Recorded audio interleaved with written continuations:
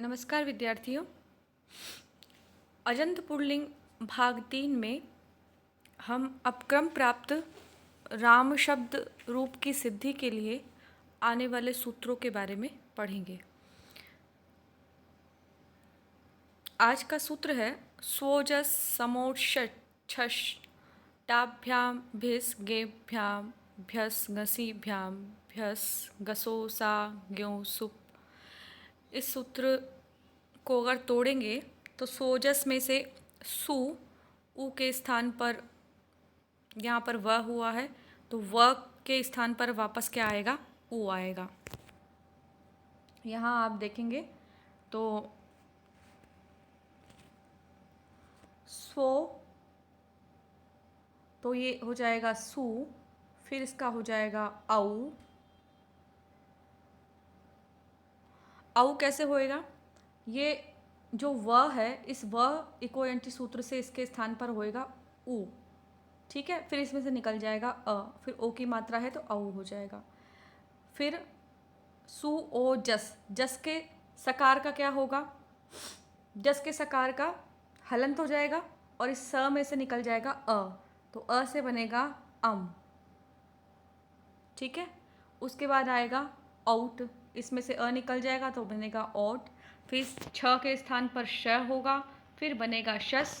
टाभ्याम भिस गेमभ्याम भ्यस, फिर गसीभ्याम भ्यस, फिर गस ओस आम, ये सूत्र आधा रह गया, और गी, यहाँ पर गी ओ सुप, इस तरह से बनेगा ये गस ओस आम, ये रह गया गस ओस आम गी ओ सुप। अब देखिए इसको इस तरह से प्रथमा विभक्ति, द्वितीय विभक्ति, तृतीया, चतुर्थी, पंचमी, षष्ठी और सप्तमी तक, यानी प्रथमा से सप्तमी में इन सब का विभाजन हो जाएगा। एक सूत्र और आता है सुपह, जो आगे आएगा, उसको ना भी पढ़े तो भी चलेगा। उसके हिसाब से ये 3 त्रिकों में विभाजित हो जाते हैं। तो सु ओ जस एक में, फिर अम और शस एक में, टाभ्याम भिस तृतीया विभक्ति के, और इसको आप प्रथमा, द्वितीया और तृतीया भी समझ सकते हैं। यानी ये प्रथमा विभक्ति प्रथम एक वचन है, ये द्विवचन है और ये बहुवचन है। इसको इसी प्रकार से याद करना है। चतुर्थी में गे भ्याम भ्यस, पंचमी घसी भ्याम भ्यस, षष्ठी घस ओस आम और सप्तमी गी ओ सुप। ये क्या काम आएंगे? ये यही सुप प्रत्यय कहलाते हैं। इस सु से प्रारंभ करके और अंतिम जो प है, ये इन दोनों को मिलाकर शब्द बनता है सु और अंतिम प। ये कहलाएंगे सुप प्रत्यय। संख्या में कितने हैं ये? 3, और ये 7 विभक्ति के साथ में संख्या में हो गए कुल मिलाकर 21। तो ये 21 जो प्रत्यय हैं ये सुप प्रत्यय कहलाते हैं, और इनसे जो शब्द बनते हैं वे कहलाते हैं सुबंत, यानी सुप से अंत होने वाले सुबंत। सुप से जो अंत होता है वह क्या कहलाता है? सुबंत। यहाँ पे जष्ट्व संधि होती है और क्या बनेगा? प के स्थान पर ब हो जाता है और शब्द बनता है सुबंत। तो सुप से अंत होने वाले शब्द क्या कहलाएंगे? सुबंत। यानी जिनमें भी ये प्रत्यय लगेंगे वो सभी शब्द सुबंत कहलाएंगे। ये शब्द, अब ये प्रत्यय कहाँ लगेंगे? अब ये शब्द ये लगेंगे जितने भी शब्द रूप होते हैं उन सब के पीछे लगते हैं। अगला है सूत्र, अधिकार सूत्र है। ज्ञा प्रादि प्रतीकात पहला, दूसरा अधिकार सूत्र है प्रत्ययः और तीसरा अधिकार सूत्र है परश्च। इनकी संख्या भी देख लीजिए। ये चौथे अध्याय के पहले पाद का पहला सूत्र है, ये वाला। ये दूसरा है तीसरे अध्याय के पहले पाद का पहला, और परश्च तीसरे अध्याय के पहले पाद का दूसरा सूत्र है। अब यहाँ कह रहे हैं कि इन तीनों अधिकार सूत्रों का प्रयोग करके पहले जो हमने सु ओजस अम और शस्त्र सूत्र पढ़ा है उसका अर्थ निष्पन्न होता है। वह सूत्र इसी के अधिकार में पढ़ा गया है। उस सूत्र का क्या अर्थ होएगा? ग्यंत, आबंत और प्रादिपदिक से परे सु आदि 21 प्रत्यय होवे। अब यहाँ पे भीमसेन शास्त्री एक बात से सहमत नहीं है। उनका कहना है कि यह सूत्र क्रमशः ऐसे होने चाहिए। पहले सूत्र होना चाहिए प्रत्यय, फिर होना चाहिए परश्च और फिर होना चाहिए ज्ञाप प्रादिपदिकात। ये सूत्र सबसे पहले होना चाहिए, फिर ये दूसरे नंबर पे और ये तीसरे नंबर पे, इस तरह से होना चाहिए। क्षमा कीजिएगा, यह सूत्र प्रत्यय पहले नंबर पे, उसके बाद परस्य दूसरे नंबर पे और ज्ञान प्रातिपदिका तीसरे नंबर पे। अब जब हम इनका अभी अर्थ समझेंगे तब हमें लगेगा कि हाँ वास्तव में ये इस तरह से ही होना चाहिए। देखिए समझिए इनको, एक एक सूत्र का अर्थ समझते हैं हम। प्रत्यय, पहले, यह अष्टाध्यायी का सबसे बड़ा अधिकार सूत्र है। इस अधिकार सूत्र का अधिकार तीसरे अध्याय से प्रारंभ करके और 5वें अध्याय तक जाता है। तो यह जो लिखा हुआ है ये तीसरे अध्याय के पहले पाद का पहला सूत्र है। इसका मतलब यह पहला तीसरे अध्याय का सबसे पहला सूत्र है, यानी यहाँ से प्रारंभ ही, तीसरा अध्याय यहाँ से ही आरंभ होता है, इस सूत्र से ही आरंभ होता है। और 5वां अध्याय जब तक खत्म होगा तब तक इस सूत्र का अधिकार रहेगा। अधिकार सूत्रों के बारे में आप समझिए, ये क्या होते हैं।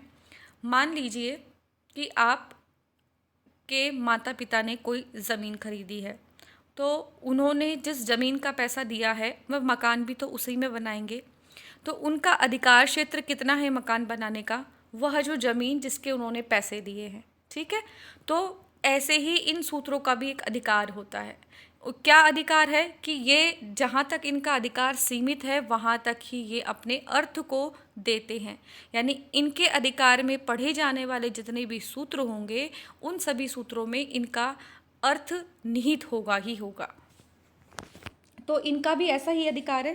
तो तीसरे, चौथे और 5वें अध्याय में जितने भी प्रकृति से विधान किए जाएंगे उनकी सबकी प्रत्यय संज्ञा होगी, यही इस सूत्र का अर्थ है। यानी इसका अधिकार अगर तीसरे से 5वें अध्याय तक है तो तीसरे से लेकर 5वें अध्याय में जितने भी प्रकृति का अर्थ होता है धातु, तो धातु से जितने भी कुछ भी विधान किया जाएगा उन धातुओं के साथ जो कुछ भी लगेगा उन सब की क्या हो जाएगी, प्रत्यय संज्ञा हो जाएगी। और प्रत्यय संज्ञा होने के साथ में वो इन प्रकृति से ही लगेंगे। दूसरा सूत्र है, अच्छा और बताया, प्रत्यय का अर्थ होता है जो प्रकृति से पूर्व किया जाए या प्रकृति जिससे परे हो। अब इस शंका की निवृत्ति के लिए एक दूसरा अधिकार सूत्र है। कहने का तात्पर्य है कि जो अभी अभी हमने प्रत्यय पढ़ा है वो प्रत्यय हम प्रकृति से पूर्व करें अथवा प्रकृति से बाद में करें। चूँकि आज तो हम जानते हैं कि जितने भी प्रत्यय होते हैं वो धातुओं के बाद में ही लगाए जाते हैं, हमने ये सामान्य अर्थ किया हुआ है। लेकिन यह बात पहली बार कब पता लगी, जब पाणिनि ने अपने अष्टाध्यायी में लिखा परश्च सूत्र। किससे, कि जब ये शंका होने लगी कि जो जितने भी प्रत्यय हैं वो प्रकृति यानी धातु से पूर्व लगाए अथवा बाद में लगाए, तो उसके शंका के समाधान में ये सूत्र लिखा हुआ है परश्च, यानी प्रत्यय पद की पूर्व सूत्र से इसमें अनुवृत्ति आ रही है और इसका अर्थ है कि प्रत्यय जितने भी हैं वो परह यानी बाद में, परे होगा, किससे, धातु से। प्रत्यय है पहला सूत्र है, दूसरा सूत्र है परश्च, तो प्रत्यय कहाँ लगेंगे, परश्च यानी बाद में। उदाहरण से समझिए, अचोयत, यह जो सूत्र है इसमें अजंत धातु से यत प्रत्यय का विधान किया गया है। अच का मतलब होता है जितने भी स्वर होते हैं उनको अच कहते हैं, और यहाँ पर यत दिया हुआ है यानी यत प्रत्यय, जो स्वर से अंत होने वाली धातुएं होती हैं उनमें यत प्रत्यय लगता है। तो अब यह जो सूत्र है अचोयत, यह सूत्र उस प्रत्यय सूत्र के अधिकार क्षेत्र में पढ़ा हुआ है।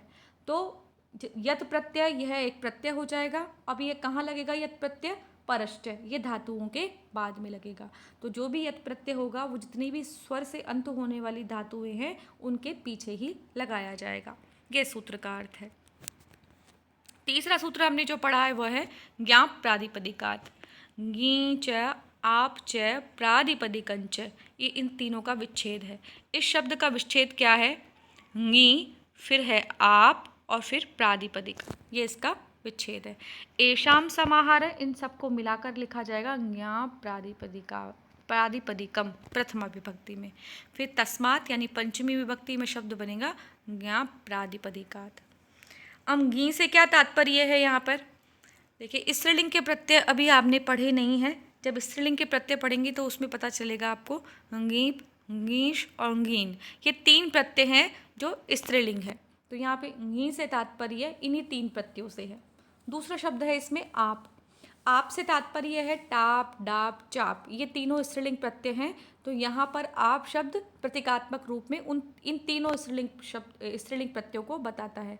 देखिए इन तीन में से क्या शेष रहता है, दीर्घ ईकार शेष रहता है, और इन तीन में से क्या शेष रहता है, आ शेष रहता है। तो दीर्घ इकारांत और आकारांत शब्द स्त्रीलिंग होते ही हैं। तो ये तीनों यानी ये छो मिलाकर कौन से प्रत्यय हैं, स्त्रीलिंग प्रत्यय हैं।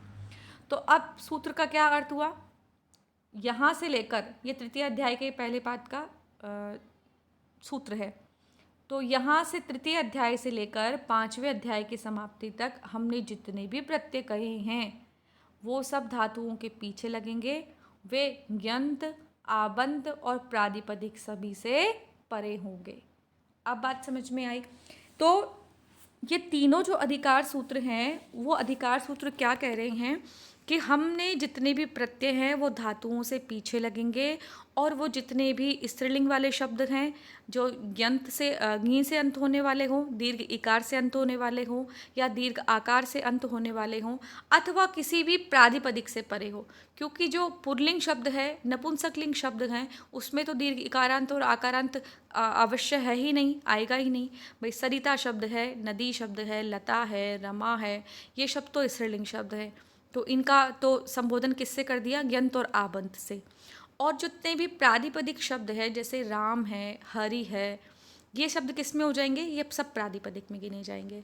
तो इन शब्दों से परे क्या होंगे, जितने भी पांचवें अध्याय तक समाप्ति तक जितने भी प्रत्यय कहे गए हैं ना, वे सारे प्रत्यय इन शब्दों से परे होंगे।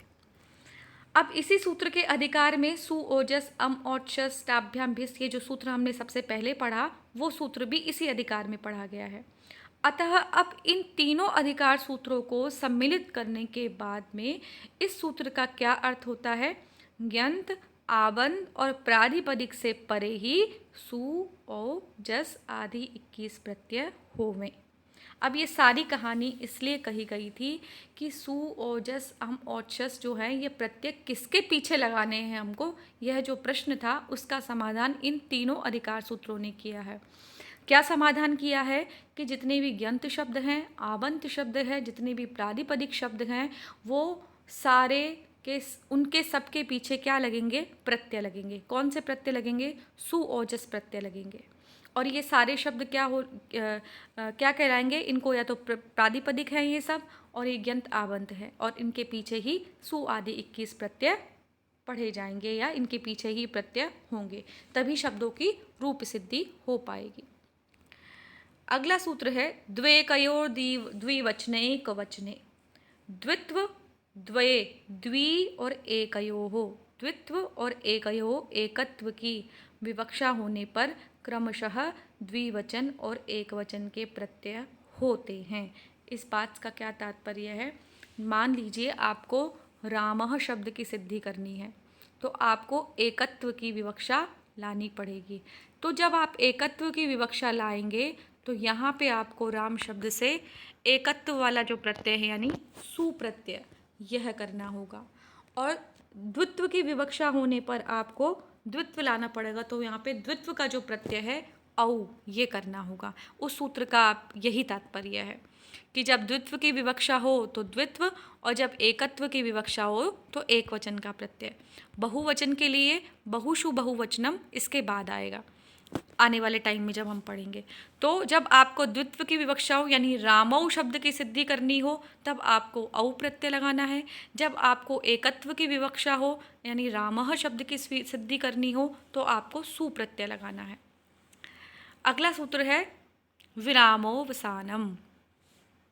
अवसान संज्ञा करता है, यह सूत्र संज्ञा सूत्र है, वेरी वेरी इंपॉर्टेंट है। ये क्या करता है, अवसान संज्ञा करता है। अवसान संज्ञा मतलब किसको आप अवसान कहेंगे। अवसान का मतलब होता है समाप्ति, अवसान का मतलब होता है विराम। विरामो अवसानम यानी विराम यानी वर्णों का जो अभाव होता है उसे अवसान कहते हैं। संज्ञक शब्द का अर्थ होता है कहते हैं। अब विराम को और समझा रहे हैं। जब आपके किसी शब्द में उच्चारण का अभाव हो जाता है अथवा आप ठहर जाते हैं तो ये ठहराव जिस वर्ण के पास किया जाता है उसको कहते हैं विराम। उच्चारण का ठहराव अंतिम वर्ण के पास किया जाता है, अतः अंतिम जो वर्ण होता है वह विराम कहलाता है। जैसे राम शब्द है तो राम शब्द का अंतिम वर्ण क्या है? अ। र, र के बाद में आ, म और म के बाद में अ। अब ये जो अंतिम वर्ण है ये अंतिम वर्ण क्या कहलाएगा? यह अवसान कहलाएगा। ठीक है, तो जो वर्णों का उच्चारण या ठहराव होता है वही विराम कहलाता है। हमने जो ये आज जो सूत्र पढ़े हैं, सु ओजस अम ओजस वाला, फिर ज्ञाप आबंत प्रादिपदिकम, उसके बाद प्रत्यय, फिर परश्च, फिर हमने पढ़ा द्वे एक वचने, और फिर हमने पढ़ा अंतिम सूत्र विरामोवसानम। तो ये जितने भी सूत्र हैं ये सब सूत्र सिद्धि में हमारे काम आएंगे। अगले वीडियो में हम राम शब्द की सिद्धि करना बताएंगे आपको।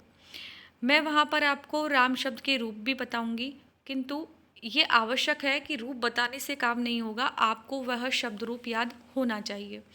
तो आप राम शब्द के रूप याद कीजिएगा और हम अगले वीडियो में रामः प्रथमा विभक्ति के एक वचन की सिद्धि करना आपको बताएंगे। धन्यवाद।